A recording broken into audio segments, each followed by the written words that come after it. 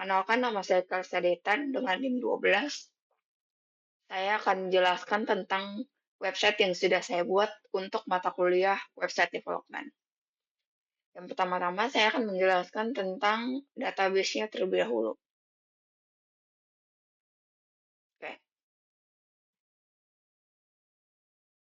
Saya akan menjelaskan mulai dari data table admin terlebih dahulu, dari strukturnya. Nah, untuk di table admin ini sendiri tuh dia berfungsi untuk apa sih sebenarnya? Nah, untuk table admin sendiri dia berfungsi sebagai session yang akan digunakan untuk login di menu dashboard atau di bagian back-end-nya. Jadi sebelum seorang admin login untuk bisa mengakses menu dashboard, seorang admin itu dia harus melakukan login terlebih dahulu. Nah, loginnya itu divalidasinya melalui table ini, melalui admin user dan admin pass. Contoh datanya itu seperti ini. Ini ada admin usernya kalista@gmail.com, admin passwordnya 123. Nah, contohnya seperti ini. Nah, misalkan kita kan di situ tadi kan udah logout ya. Kalau misalkan kita mau masuk ke dashboard lagi, nah dia langsung ke bagian login. Nah, di sini kita harus masukkan data login sesuai dengan yang ada di database. Misalkan kalista@gmail.com, passwordnya 123. Sekarang kita login. Nah, baru dia bisa mengakses.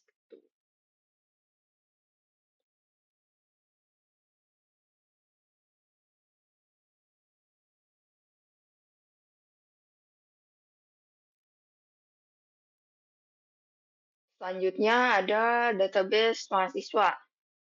Nah, untuk database mahasiswa sendiri itu, dia ada atribut MHS_NPM sebagai primary key dan MHS_nama. Selanjutnya ada table dosen. Table dosen di sini dia ada PK-nya yaitu dosen_NIDN dan atribut yang lainnya itu dosen_NIK, dosen_nama, dan dosen_keterangan. Setelah mahasiswa dan dosen, ada penasihat. Penasihat ini dia memiliki MHS_NPM sebagai primary key.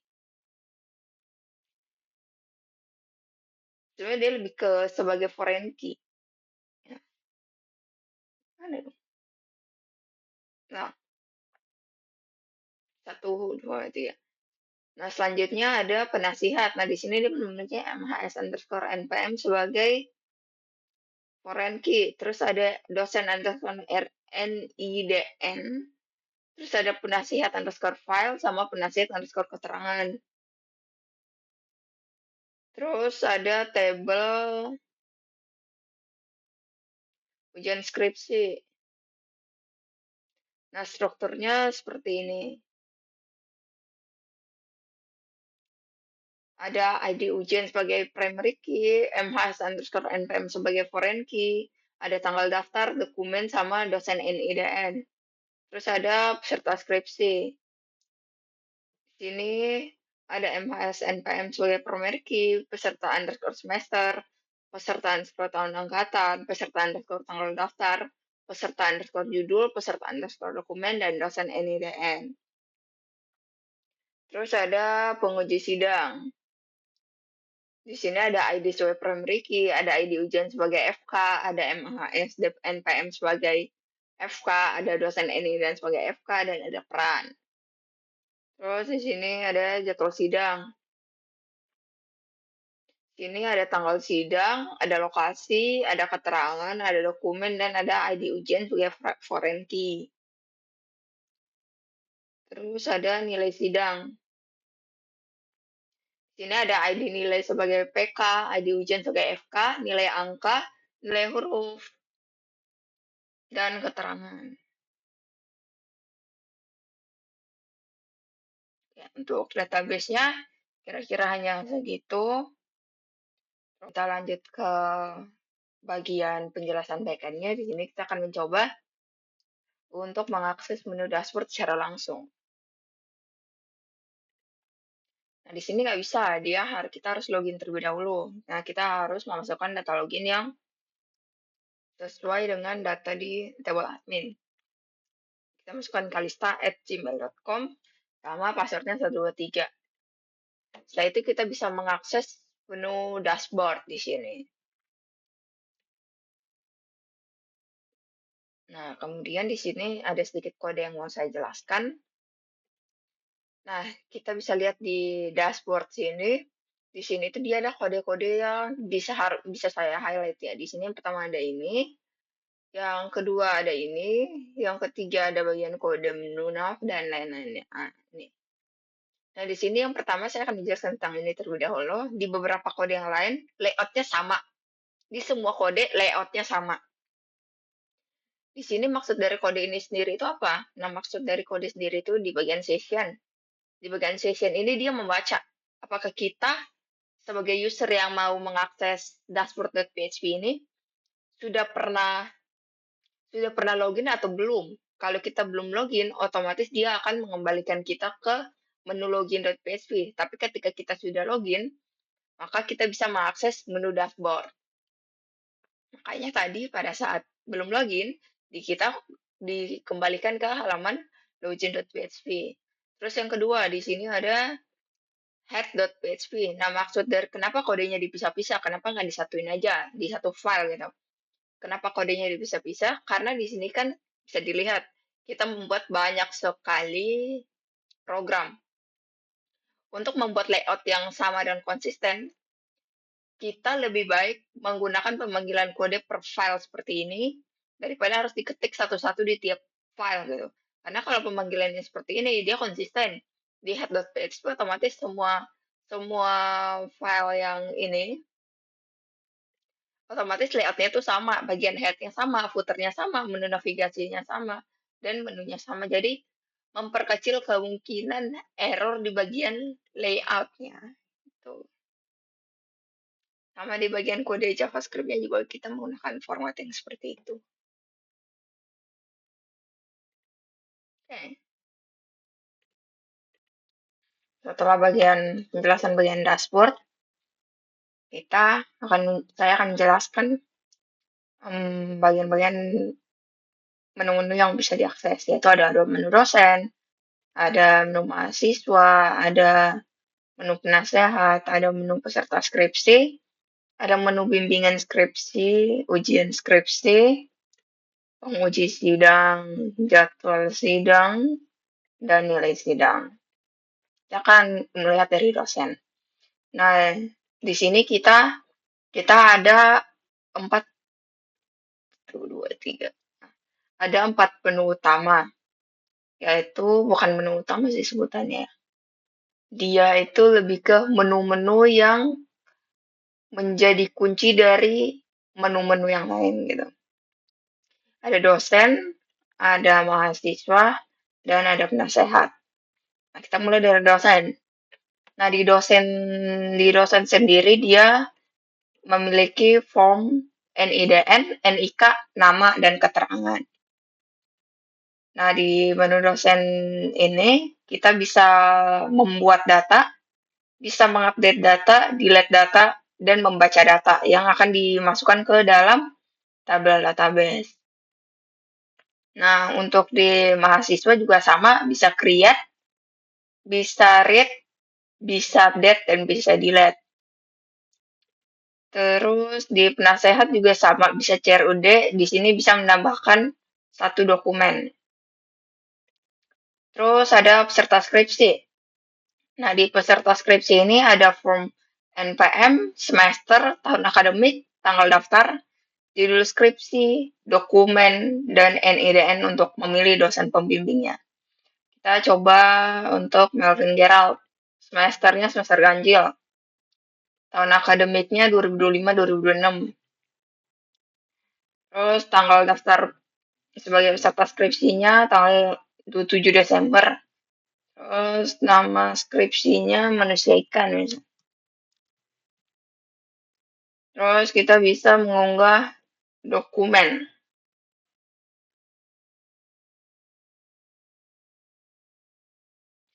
Misalkan di sini kita unggah dokumen.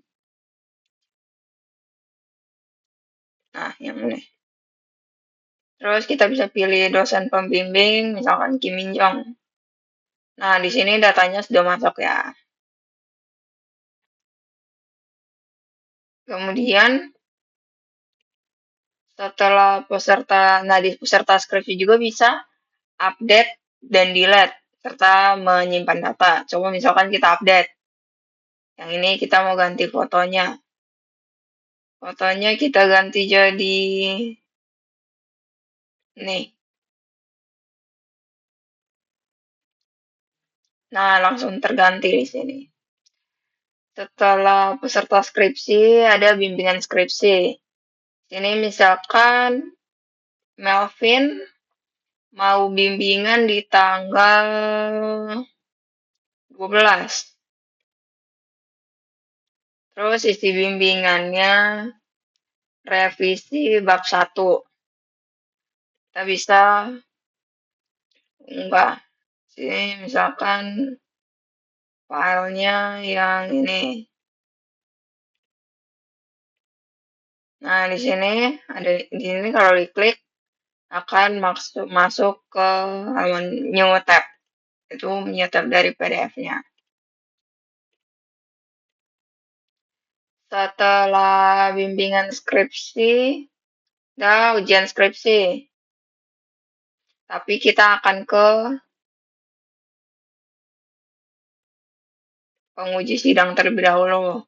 Sini kita pilih Melvin, terus dosen pengujinya Justin Bieber, perannya sebagai ketua penguji. Oh ya, mahasiswa. Kita harus memasukkan data. Nah, berarti selanjutnya kita ke ujian skripsi. Di ujian skripsi kita pilih Melvin Gerald, terus dosen pengujinya Kemenjang,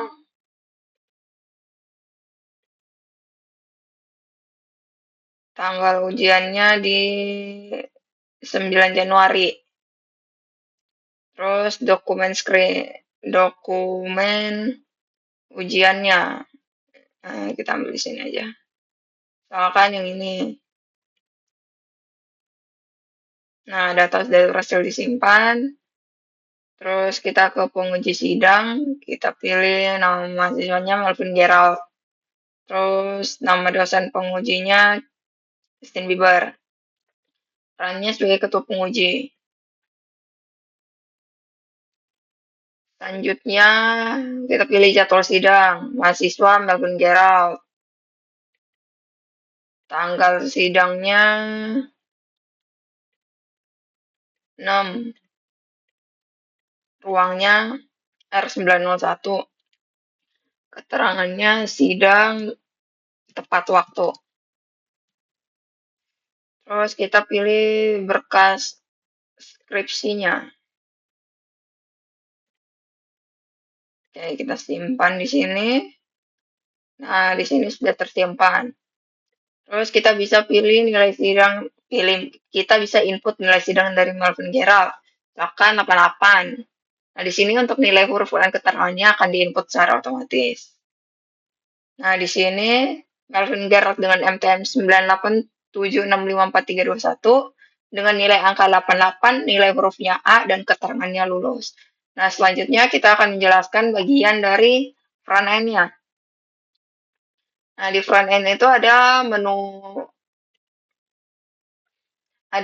utamanya yaitu home, link, dosen, sama disable. Disable ini tidak bisa digunakan. Terus kalau dosen itu dia akan ngedrop down nama-nama dosen yang ada gitu. Terus kalau link dia akan ke halaman baru ke menampilkan peta. Terus di sini ini ada 3 foto yang bisa di scroll karena menggunakan Bootstrap dan JavaScript. Terus ini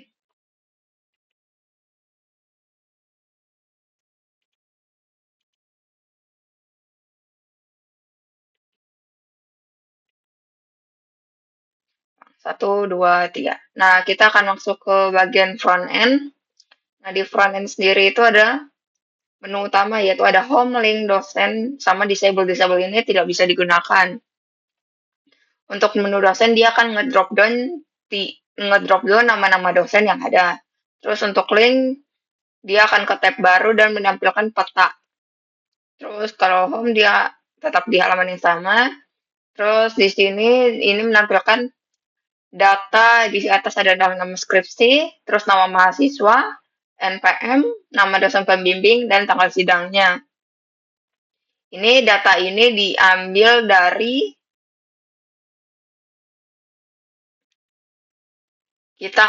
dari peserta skripsi.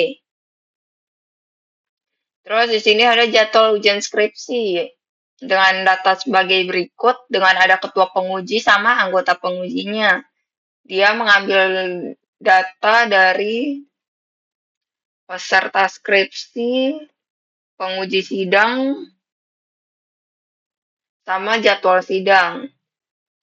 Terus selanjutnya ada galeri foto. Nah, galeri foto ini dia mengambil data dari ujian skripsi.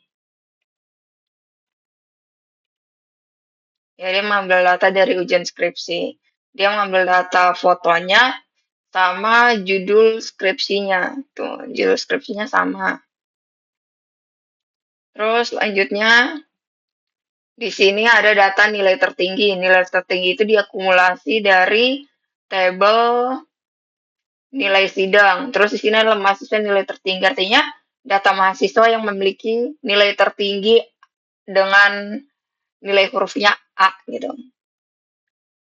Di sini ada data dosen yang ada.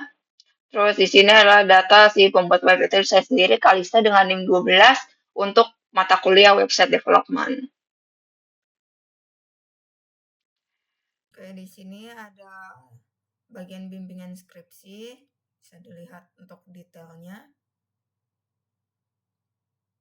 Ada keterangan untuk update delete-nya juga untuk submit. Sini ada dosen.php. Ini untuk CRUD bagian dosennya. Terus ada jadwal sidang.php. Ini untuk memasukkan data-data jadwal sidang.